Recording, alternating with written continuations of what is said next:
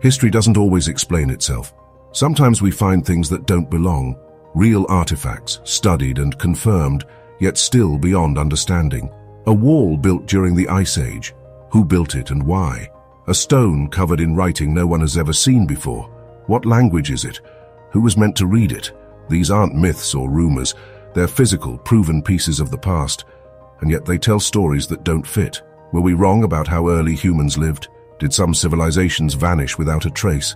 Scattered across distant lands, these objects don't follow any pattern, but each of them leaves the same unsettling trace behind, a sense that something is missing from our story. So let's begin where the questions first begin to surface, in the hills of central Greece, inside a cave that has held human presence for over 100,000 years. What was left there wasn't just shelter, it was a message. The Theopetra cave doesn't look like much at first glance. Tucked into a limestone cliff in central Greece, it overlooks the plains of Thessaly, an area long known for early human habitation. But in 2010, something was found inside that changed how we understand the human story. A low stone wall built deliberately was uncovered near the cave's entrance. When tested using optically stimulated luminescence, a method that measures the last time minerals were exposed to sunlight, it dated back roughly 23,000 years. A wall, built by human hands during the last ice age. It shouldn't be there. The last glacial maximum was in full swing. According to conventional timelines, humans were still nomadic, focused on survival, with little time or ability for permanent structures. And yet here in Theopetra, someone had gathered stones and shaped a barrier. Why? The cave itself had long been a site of interest. Excavations showed it had been occupied for over 130,000 years, used by Neanderthals, early Homo sapiens, and later farming communities. It offered shelter, water, and protection. But the wall, just under a meter high, didn't seem to serve a structural purpose. It wasn't load-bearing. It wasn't decorative. Its placement suggests it may have been intended to block cold winds from entering the cave during harsh winters. If so, it would represent one of the earliest known examples of architectural planning in human history. And yet, this presents a problem. If early humans were building walls 23,000 years ago, then how many other signs of such behavior have been lost or simply overlooked? The wall doesn't stand alone. Traces of fire pits, stone tools, and bones suggest a long and complex use of the cave. Over time, the sediment layers have preserved a timeline of evolving human behavior. But the wall feels like a step out of line. Too early, too deliberate. Most structures from that period were temporary. Lean-tos, animal skin shelters, wood and mud huts that left little trace. Stone structures, on the other hand, require time, foresight, and effort. They suggest something more than survival. They hint at permanence, or at least intention. Was this just a practical barrier, or was it a sign of changing thought? No carvings were found, no symbolic art, no burial nearby. The wall seems purely functional, but even so, its age and precision stand as a quiet challenge to our understanding of early innovation. Could this be one of many forgotten markers left by people we've underestimated? Or was it an anomaly, something isolated, accidental, without greater meaning? The Theopetra wall doesn't give us answers. It gives us a crack in the timeline. And through it, we glimpse a version of our ancestors who were already planning, shaping, and altering their environment long before we thought they could. The next question lies not in stone, but in symbols. Thousands of kilometers away on a remote Japanese island, another object was found, one that speaks a language no one understands. On the southern island of Okinawa, where forested cliffs slope into coral-fringed seas, a large flat stone was pulled from the soil, weathered, heavy, and covered in carved lines. Not cracks, not scratches, but a deliberate, repeated script, clean, orderly, and completely unknown.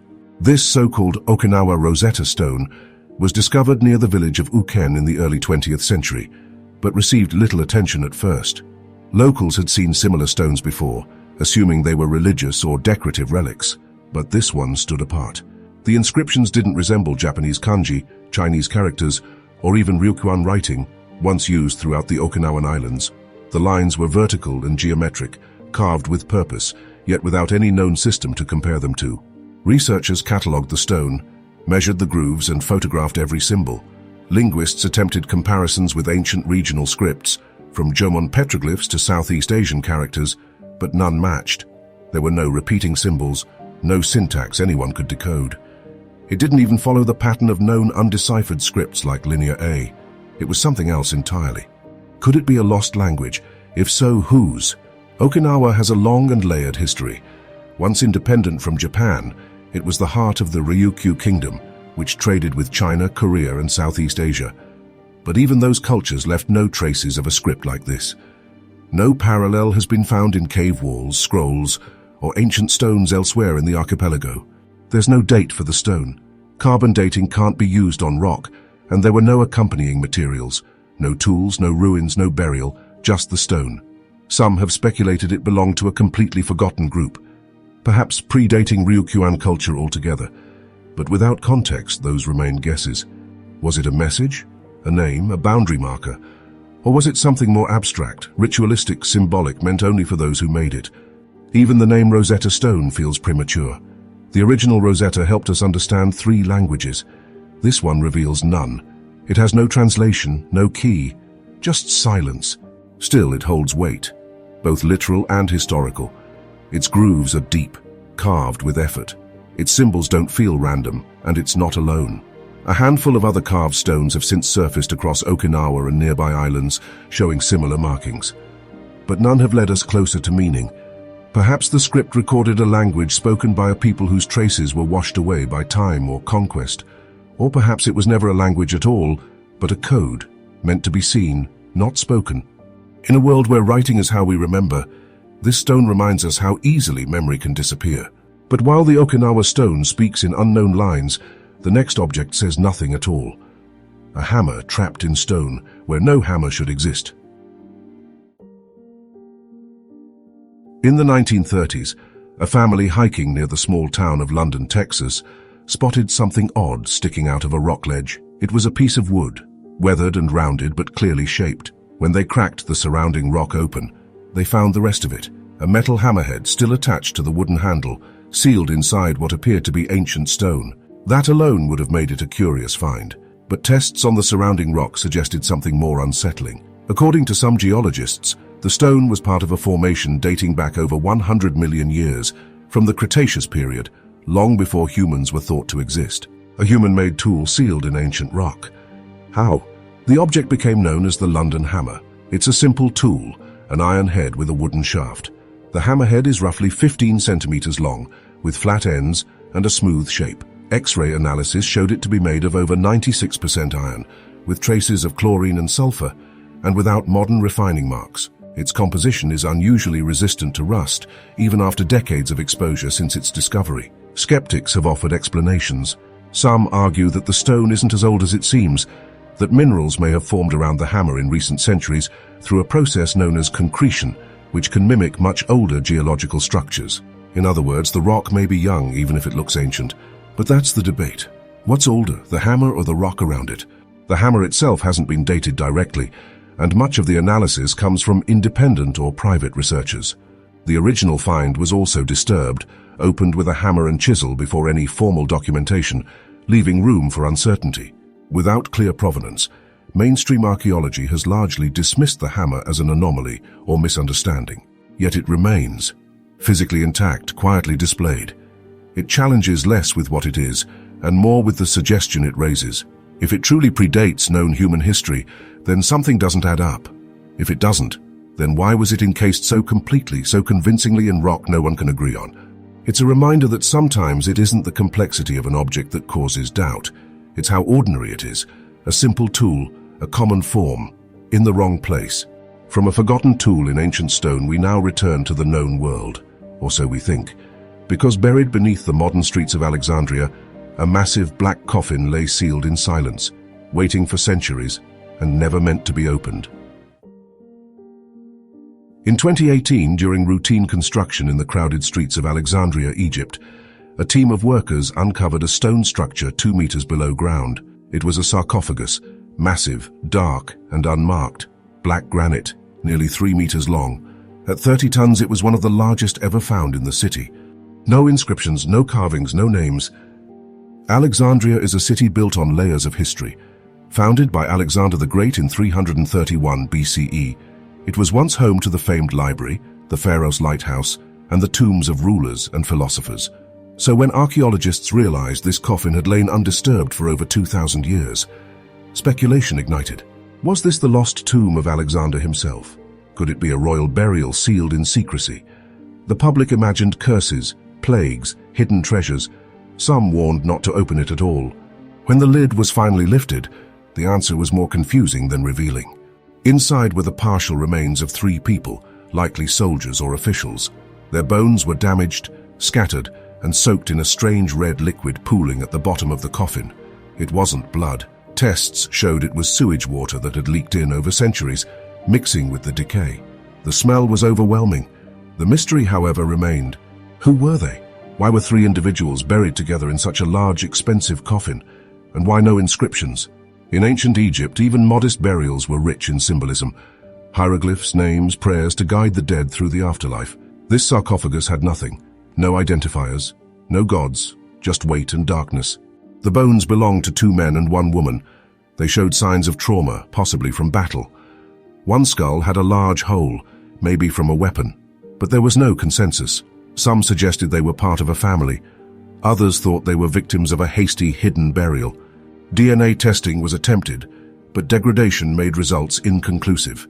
Radiocarbon dating placed the burial around the early Ptolemaic period, roughly 300–100 BCE. But without inscriptions, even that timeline is tentative. The coffin itself tells part of the story. Black granite wasn't common in Alexandria. It had to be quarried from distant Aswan and transported north. Whoever commissioned it had power, resources, and a reason to keep it anonymous. Was it a burial stripped of identity on purpose? A punishment? A secret? To this day, no one has claimed a definitive answer. The coffin was eventually moved to a secure museum facility. The red liquid was drained and disposed of, and the 3 skeletons remain under study, nameless. Sometimes what's missing is what lingers. The city above has changed. Buildings rise, roads shift, people forget. But deep underground, sealed in darkness, the coffin waited. Not for discovery, perhaps, just for time to pass. And now, from one monumental burial to another, we travel north again, this time to a tomb so vast, so intricate, that scholars first believed it was built for royalty. But even now, no one knows who lies inside. It started with a curve, an arc of stone buried in the soil near Amphipolis in northern Greece. At first, it seemed unremarkable, but in 2012, as archaeologists dug deeper, the circle expanded. The structure was too large for a home, too deliberate for a shrine. Bit by bit, it revealed itself as a tomb, one that defied expectations, not for its contents, but for its scale. What they had found was not ordinary. The Kasta tomb, as it came to be known, is the largest burial monument ever discovered in Greece. Its perimeter wall alone spans nearly 500 meters. Built with carefully cut limestone and marble, the structure was clearly meant to impress or to hide. It dates back to the late 4th century BCE, placing it in the aftermath of Alexander the Great's death. The entrance was flanked by 2 headless sphinxes. Inside, the passage opened into a chamber guarded by 2 nearly intact caryatids, stone statues of women with solemn expressions and flowing robes. Further in, a mosaic floor depicted the abduction of Persephone by Hades, a symbol of death and transition. The craftsmanship was exceptional, the symbolism unmistakable. But who was buried here?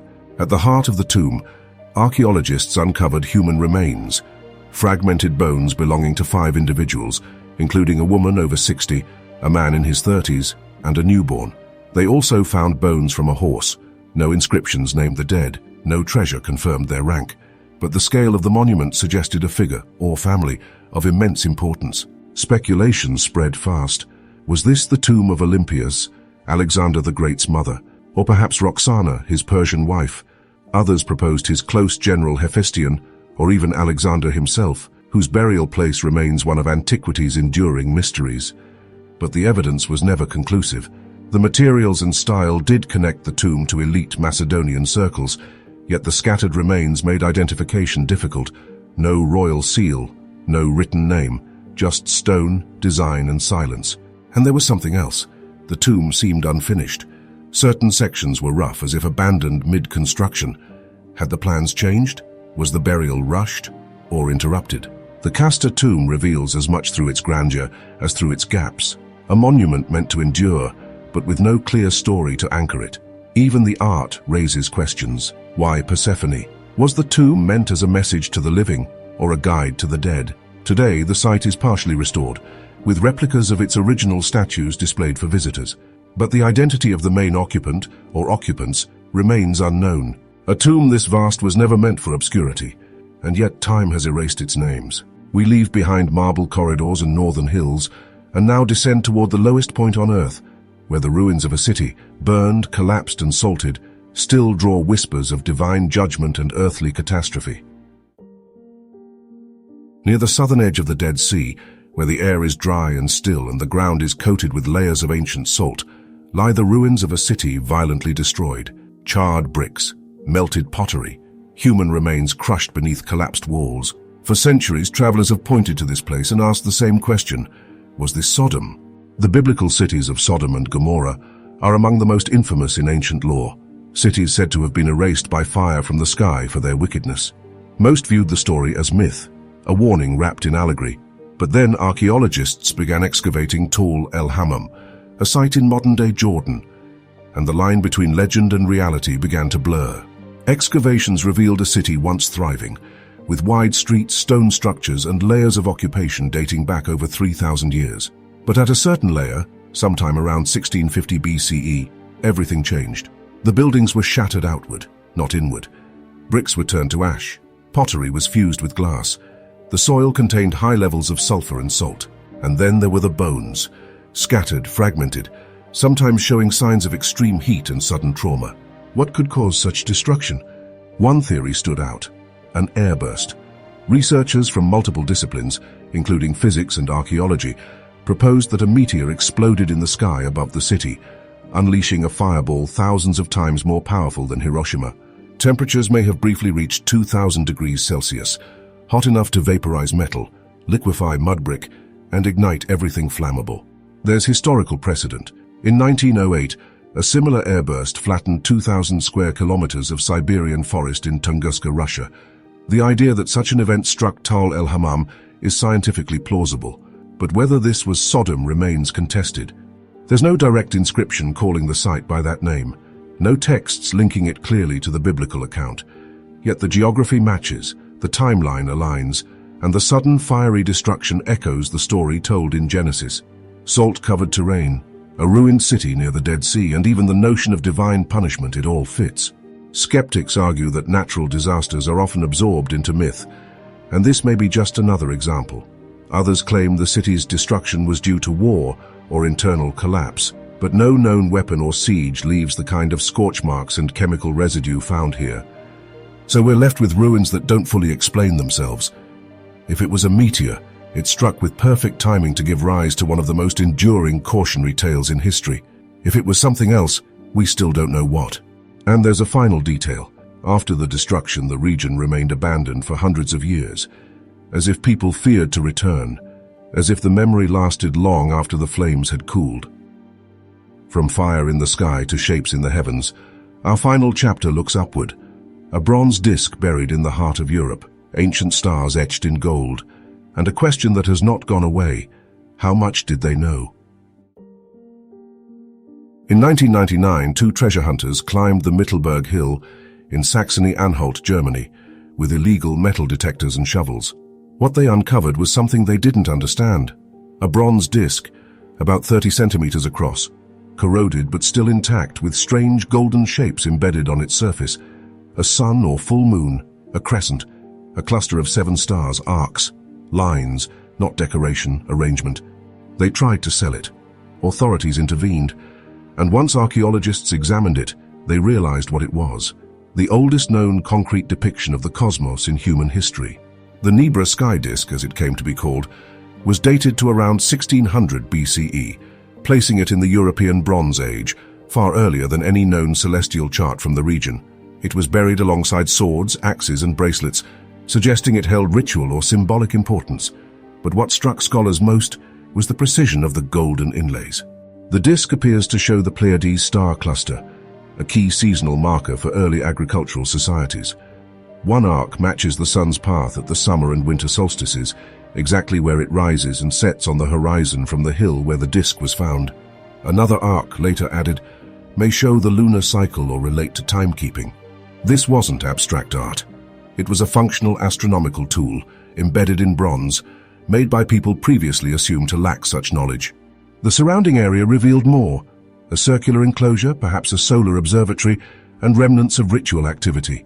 Whoever made the disc understood the skies, and encoded that understanding in a form built to last. But here's the mystery: how did they know? No written records exist from Central Europe at the time. The cultures of the region, often called part of the Unnetis culture, left behind tools, weapons, and graves, but no signs of astronomy, mathematics, or symbolic systems. The disc appears in isolation, without a lineage or predecessor. Was it the product of local knowledge passed orally? Or did ideas travel across trade routes over generations from more developed societies in Mesopotamia or Egypt? There's no evidence either way. The disc went through at least 3 distinct phases of modification: symbols added, moved, even partially erased. That suggests it was used over time, adapted to changing beliefs or needs. But its ultimate purpose, was it a teaching device, a ceremonial object, a calendar, remains uncertain. It now rests in a climate-controlled exhibit in Germany, its once buried surface polished and lit. People come to see it not because it's beautiful, but because it shouldn't exist. Not there, not then. The stars are still above us, unchanged. But what this disc shows is that even in the distant past, someone was watching. And not just watching, measuring, mapping, recording. We've reached the end of the known list. 7 artifacts, 7 puzzles, 7 places where the past refused to fit the pattern. And yet each one reminds us that the story of human history isn't set in stone.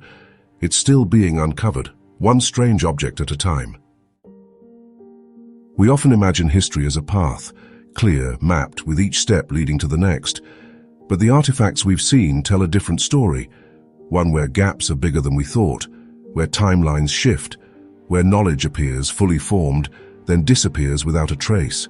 A wall from the Ice Age, a language no one can read, a hammer sealed in ancient stone, a coffin sealed without identity, a tomb built too grand to be explained, a city burned by forces we barely understand, and a disc that maps the stars in a time when no one should have known how. Each of these objects is real. Each has been touched, studied, catalogued, and yet none of them fits. Maybe they never will. Maybe history isn't a line but a scattered set of clues, some we understand, some we misread, and some we haven't even noticed yet. The Earth still holds more, in caves not yet opened, in jungles not yet mapped, in fields passed over by time, and when they surface, they may not bring answers, just more questions. But sometimes it's the questions that tell us the most. If this journey left you wondering, there's more to explore. Subscribe to the channel for more stories like this, leave a like, share it with others, and let us know which mystery stayed with you the longest. And when you're ready, there are more untold histories waiting, just one video away.